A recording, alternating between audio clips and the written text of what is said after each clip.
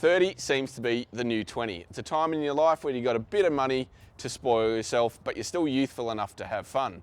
Now, Peugeot has just celebrated the 30th anniversary of its GTi badge with this, a limited edition 208 GTi. So, let's see if you can still have fun in your 30s.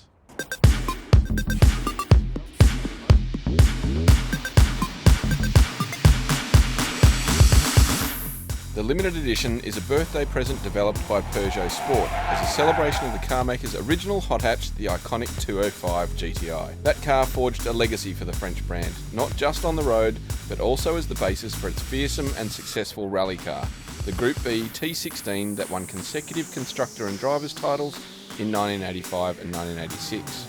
Since then, Peugeot dropped the ball a bit, and it was only in Australia that its successors, the 206 and 207, were labelled as GTi variants. The 208, however, now carries the famed three-letter badge across the world. With the brand spruiking, it rekindles the spirit of that 205 GTi.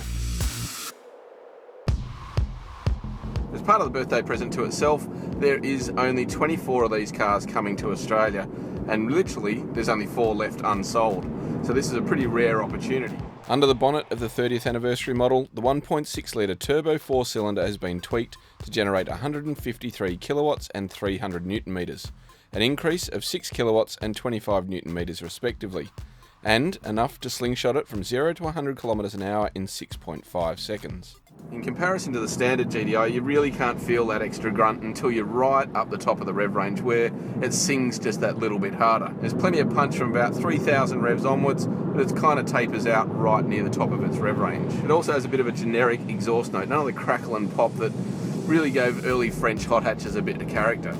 It is the first variant available in Australia that complies to the stricter Euro 6 emission regulations, and, despite its added performance, actually uses less fuel than the regular model, with a claimed average of 5.4 litres per 100 k's. The really unique part about this car is how it drives in comparison to the standard 208 GTi. It has a Torsen LSD front differential, which harnesses that extra power a little bit better and makes it sharper through the corners, but also the suspension's been stiffened, it's got wider tracks and stickier tyres on it. And on a playground like this at Eastern Creek, you can really notice it. It's so much sharper through the turns, it sits a lot flatter, and that LSD really harnesses the power when you stamp on the gas pedal out of these tight corners. It's a really nice place to sit too, whether you're on the road or on the track. These seats are really snug and have great lateral support. This tiny little steering wheel, I like it on a racetrack like this. It feels like a rigid-edge little race car. I'm still not convinced about the high-mounted instrument pod, but I see the point. They're trying to get your vision up instead of having a head-up display so you can see all of the controls and maintain perfect vision out the front. There's all the mod cons you'd expect from a premium-priced little European hot hatch at the moment. There's a great little touchscreen in the centre with sat-nav and a decent audio system. The controls, well, in typical French style, there's some ergonomic quirks to the Peugeot, but in all, there's plenty of space in the front, good headroom, decent vision. The back seats are a little hard to access, but you could fit a couple of kids in there quite comfortably. It's pretty hard to judge how this car would be to live with in everyday situations. On a racetrack like this, it's completely playful. You chuck it into a corner and you can literally feel the inside rear wheel getting off the deck and hopping around like a little Joey. But whether that translates to a comfortable environment on the road, I can't tell you at the moment. But the standard 208 GTi is a pretty decent little jigger.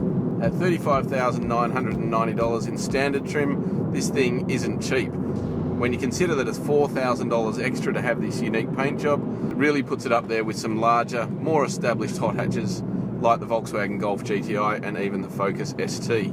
So, whether you see value in it or not, you probably might have to be a bit of a Peugeot fan and might have an original 205 GTi in the garage, which this would complement perfectly.